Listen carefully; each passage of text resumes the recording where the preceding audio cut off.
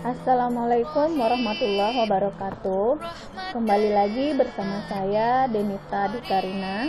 Kali ini kita akan mengupas tuntas tentang pemikiran Ki Hajar Dewantara terkait budaya daerah Kerinci Sungai Penuh. Yang mana budaya daerah Kerinci Sungai Penuh yang erat kaitannya, yang banyak memiliki nilai-nilai positif dari pemikiran Ki Hajar Dewantara adalah Kendurisko.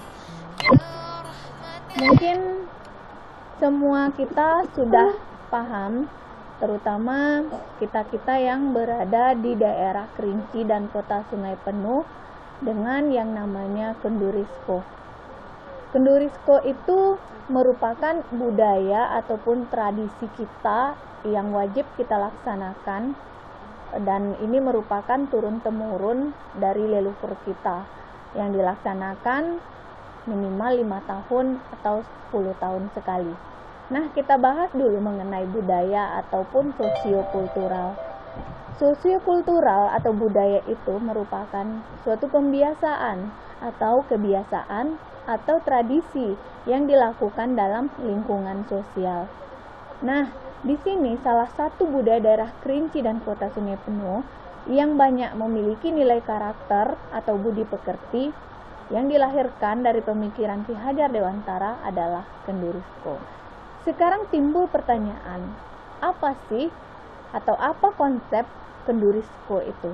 Apa saja nilai-nilai positif yang bisa kita ambil dalam acara Kendurisko tersebut?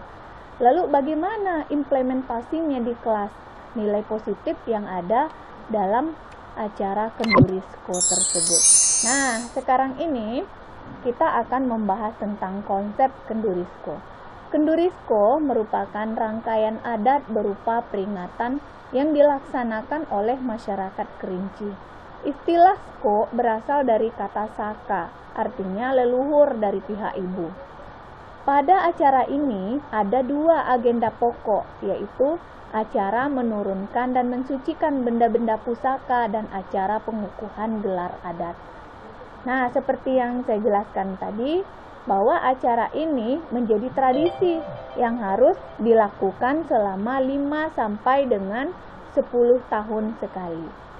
Dengan demikian, Kendurisko ini memiliki banyak manfaat, diantaranya sebagai pengukuhan gelar adat, sistem nilai-nilai kolektif, edukasi bagi pewaris selanjutnya, dan menjadi norma atau alat kontrol perilaku masyarakat. Nah, di samping itu, Kendurisko ini menggambarkan keterpaduan, keakraban, kebersamaan, dan keterbukaan sesama anggota masyarakat dan anggota masyarakat dengan pemimpinnya. Kendurisko juga mengikat dan menjalin silaturahmi antara masyarakat yang satu dengan masyarakat yang lainnya. Terakhir, Kendurisko ini juga memiliki nilai religius karena di dalamnya terdapat acara memohon keselamatan kepada Tuhan Yang Maha Esa. Nah, sekarang apa saja nilai-nilai positif dari Kendurisko terkait budi pekerti? Ya. Yang pertama, di dalam acara pengukuhan gelar adat terkandung nilai-nilai kepemimpinan. Artinya, dalam pemikiran Ki Hajar Dewantara ini bisa diterapkan sebuah pembelajaran supaya tercipta suatu kepemimpinan yang baik.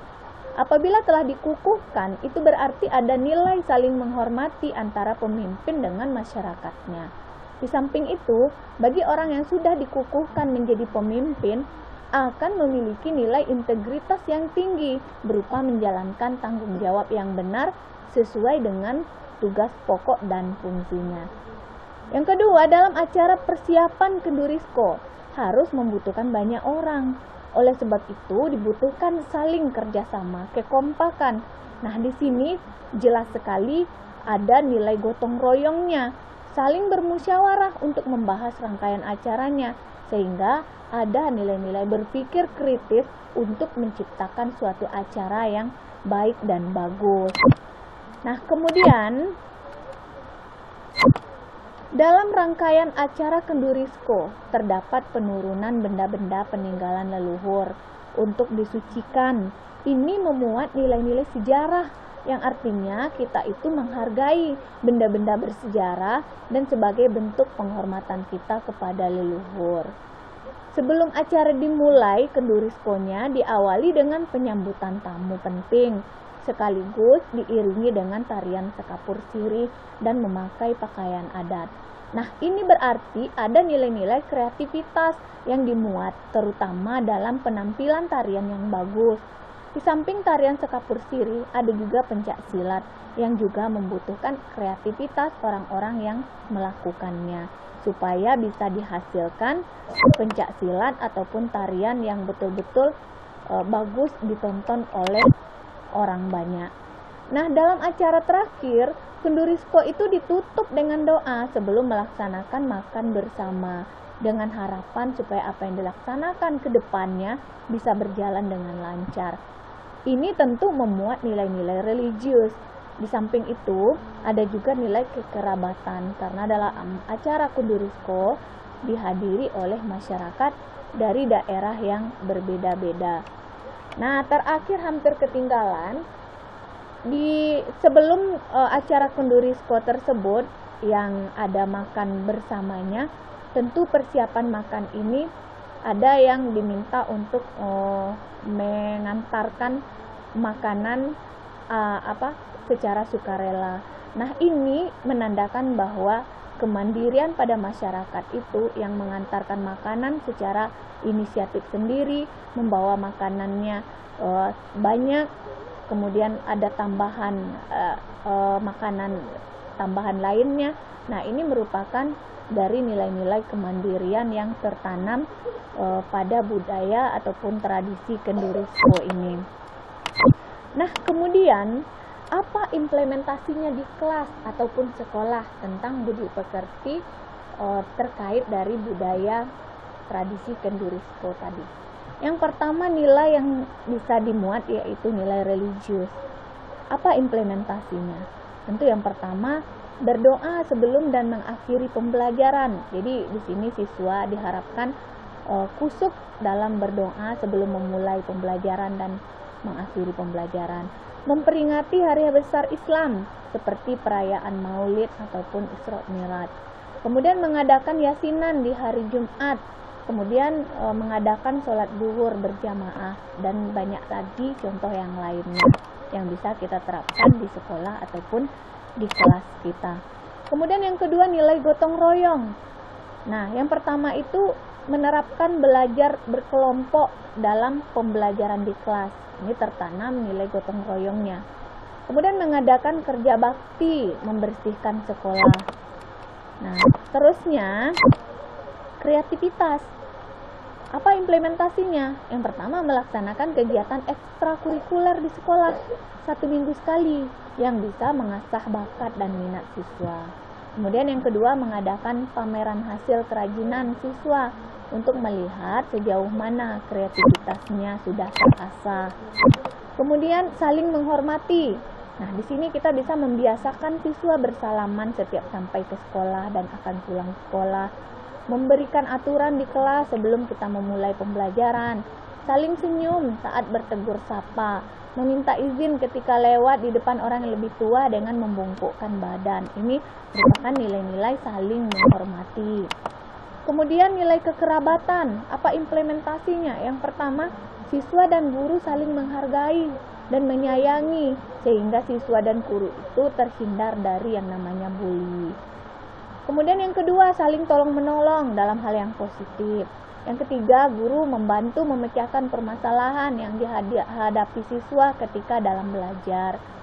Kemudian yang keempat, menghargai keberagaman siswa, baik itu dari segi agama, dari segi sosial budaya, ataupun dari segi yang lainnya.